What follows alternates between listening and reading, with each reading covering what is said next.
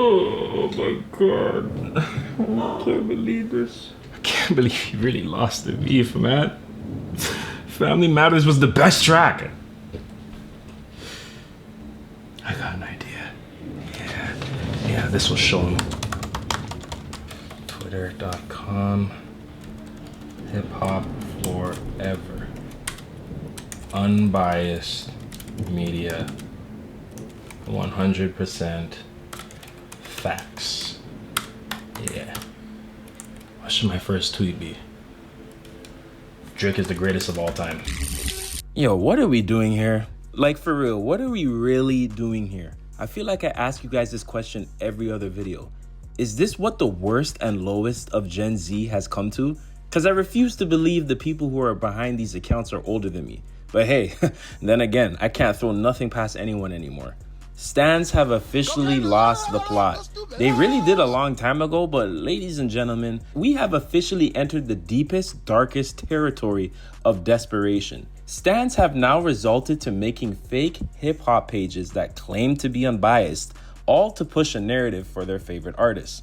Instagram and X as of late have become so toxic, and I wish there was a way to crack down on this, but let's be honest, that's probably never gonna happen. I just find it really odd that some people have gone out of their way to create fake pages rather than just saying it with their chest on their own. Stans have been making fake pages in support of their artists for years, but this is a new level of stanship. To me, given how powerful the internet is now, it becomes so easy to push fake narratives online. People don't fact check anything anymore. They see it once, and now that's law to them. Paying for a blue checkmark gives you an extra layer of credibility in today's day and age. But unfortunately, anyone can pay for a check. So now we have unhinged individuals standing for their favorites behind fake hip-hop media pages. I believe integrity is the number one virtue that rap media should stand by. And over the years, clout and social media hype has blinded a lot of the individuals who are at the forefront of modern rap pages. DJ Akadiddy being one of the main examples. We can do a whole separate video on Ak alone, and I probably will one day, but outside of all the unhinged behavior that Ak partakes in, I'm not even going to target him himself. I'm going to target his bitter, basement-dwelling, terminally online employee, Academics TV. This is the account that Academics claims to always have no power, control, or relation to, yet look at what's in the bio of the page. At first glance, you're probably thinking, hey, that's not a bad idea. Create a secondary page to promote your brand? Sounds like a wonderful plan. Well, it seems like promoting his brand comes second and standing for Drake and creating narratives comes first. This might be one of the most unhinged accounts out there, tweeting all types of disgusting narratives to make Drake look better. Just recently, I believe it was this account that said that Kendrick came to Toronto to perform his GNX shows, but flew out after only to return the next day, supposedly out of fear. Just look at the image they even used. And this was not confirmed, but I saw a lot of people running with this narrative as if it was true. And then look, we got a picture here of Kendrick after the night one show in Toronto, which debunks the narrative that he even left to begin with. But no hip hop page would report on it. Fans did. Majority just ran with or just assumed that the plain narrative was true just like that. This account gets away with pushing out anti-Kendrick, anti-Pusha, or anti-anyone who is against Drake propaganda to the point where you have to question, what waste of space is really running this account? Well, apparently, it's someone who doesn't even live in America, as someone who isn't even black. What black person would really name their account Grand Wizard? It's right in your face at this point. Drake fans will be the first to tell you, Ak doesn't run this page. Yeah, we know he doesn't, but the person who does works for him and is using his name to push out these hateful narratives. Why would you allow this if you don't co-sign the narratives themselves? To make things even worse, I'm pretty sure the account's chatnik, Joe Budden clips are run by the same person, if not same group. The Joe Budden Clips account is worse because it rarely posts clips from the Joe Budden podcast, and if it does, it is usually in between 10 or more so propaganda tweets in favor of Drake. These unhinged individuals don't even care anymore. You have an account supposedly dedicated to Joe Budden, acting as a reliable hip-hop source, pushing hateful narratives in their free time. Make it make sense. By far, one of the worst I've ever seen over the last few months is this account called Hip Hop Unison. Whoever this account owner is maintains the illusion of objectivity in hip hop media, pretending to be a neutral analyst, but is clearly pushing biased narratives, especially in favor of artists like Drake. I just don't understand why you couldn't tweet these things from your own account, or better yet, change it to Drake Unison or Ovi Unison, because you fall into that demographic. Aren't you a hip hop page? Shouldn't you be talking about the hundreds of rap artists releasing work every week, stats for all rappers, and not just biased takes about Drake and hate towards Kendrick? Maybe even support underground artists from cities around the country or world that have potential. Maybe even highlighting the positives in the culture and figuring out ways to help unify through music and media. I don't know, is that too much to ask for? I feel like this should be the main mentality for someone who wants to genuinely run a hip hop page. But unfortunately, that isn't the case here. Rap rhetoric is another one, which is crazy because with these two examples, they already claim that they're unbiased and for hip hop as a whole in their @names. But as soon as you go to their pages, it's like the two have a contest on who can make the most hurtful and ridiculous takes on their enemies. And really, it's just Kendrick. Kendrick, how much motion do you really have to not only cause Drake to sue UMG, but his fan base as a whole to crash out to the point of doxing individuals, creating fake pages, mocking people, and going so far to pay Twitter to run hate campaigns after catching secondhand PTSD from a rap feud? I guess he is right. You really can't fake influence. All right, let's cleanse your eyes and look back at one of my older videos called The Downfall of Music Discourse. These accounts gotta go. I guess you can consider this part 2 of that video, but in that upload, I briefly talked about how the overall metric talk in hip hop is ruining the discourse around rap. So definitely check that out. I wanted to summarize where I stand with metrics and sales in rap as a whole.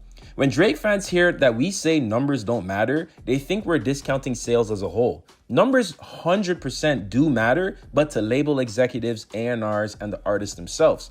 We as consumers have no place to flaunt other people's accolades as if that can prove that the artist you like is better than the other.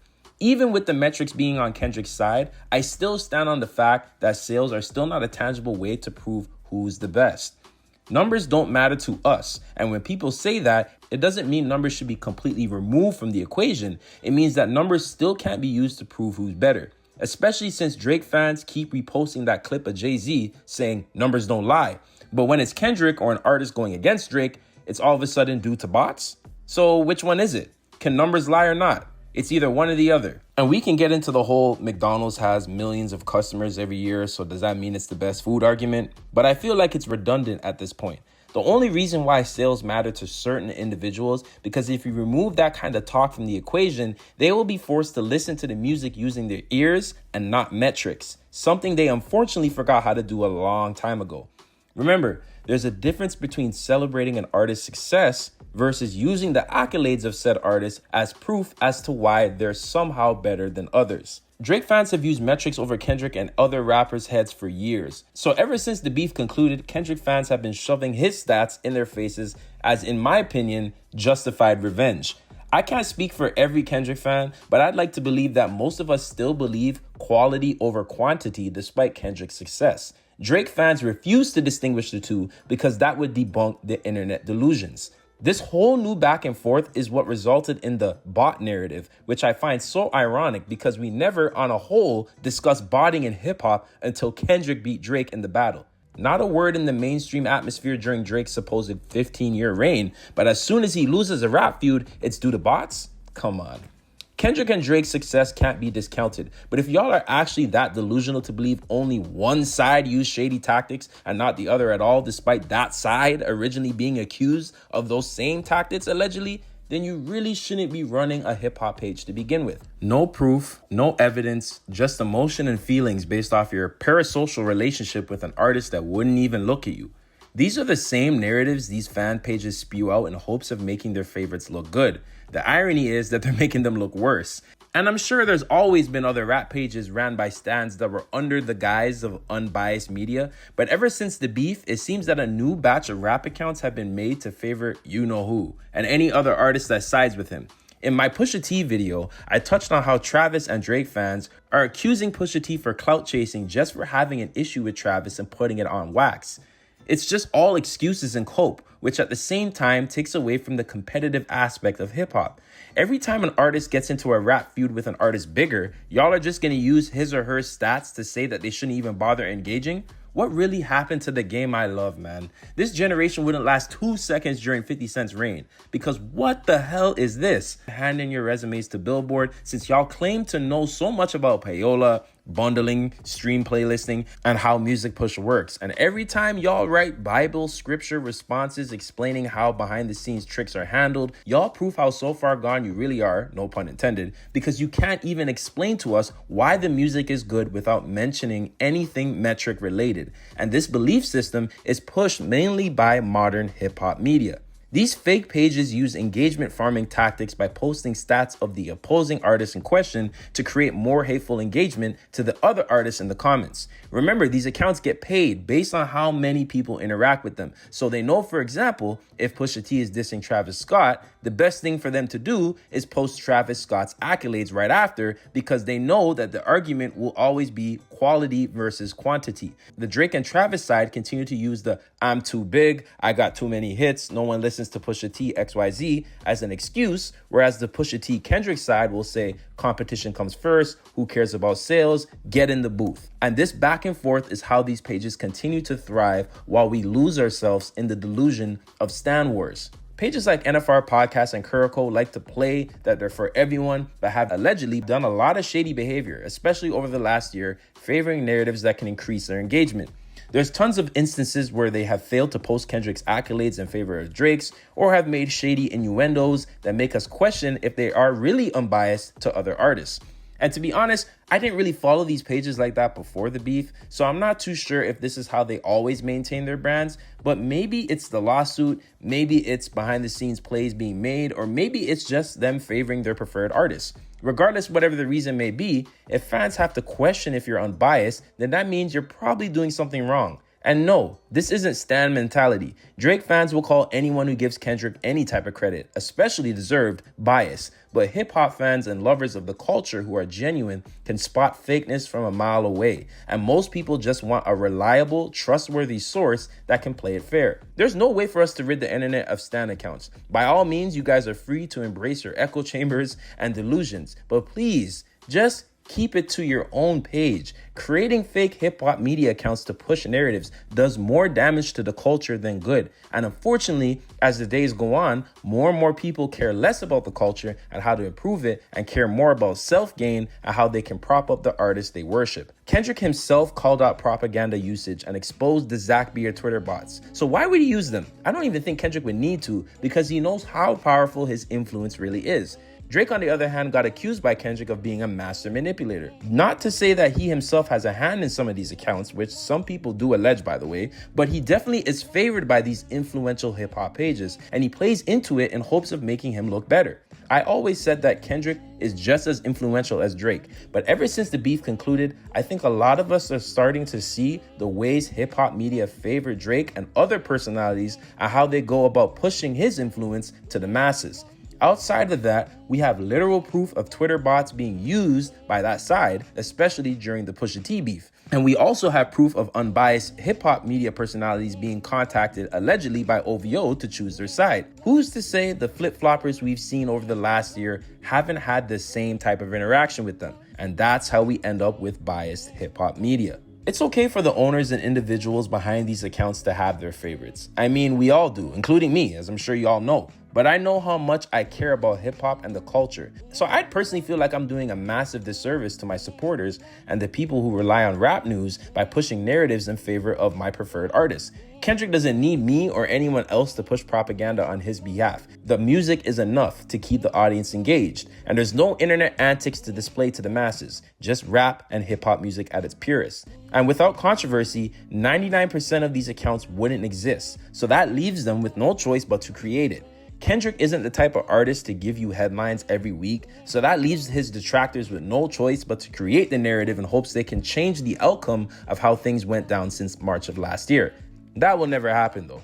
Artists who care about the culture and cause will always shine brightest, and especially while we're in this weird period of rap where things are starting to shift back. We have tons of new music on the way, and I'm pretty sure with the year being halfway done that there are many more surprises in store for us in hip-hop.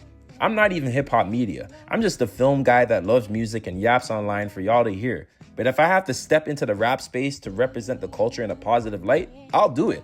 Again, y'all are free to stand who you like, support who you listen to, and even live through these individuals. But please, don't step into a position of power within the culture while neglecting the responsibilities of being in that same position. You do hip-hop a disservice with every horrible take you make. And remember to look in the mirror when spewing such hatred online, as if you don't define the most negative parts of the culture yourself. Listen to me when I say this. At the end of the day, hip-hop doesn't need smoke and mirrors. It needs truth. If you really care about the culture, stop hiding behind fake pages and start standing on something real, because the people might not catch it right away, but the culture always will.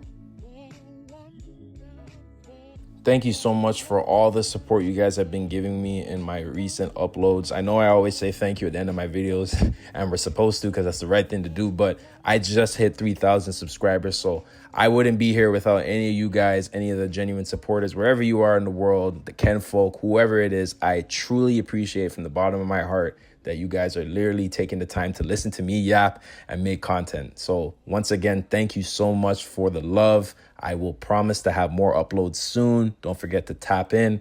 Don't forget to like, comment, share, and subscribe for more. I hope you guys all have a wonderful day. And don't forget to stay blessed and stay tuned. Tell me, I don't want to talk on no selling. You know I got language barriers. There's no accent you can sell me. You're cold and ivory, you know I'm a selfish. The crown is heavy. I pray they my real friends. If not,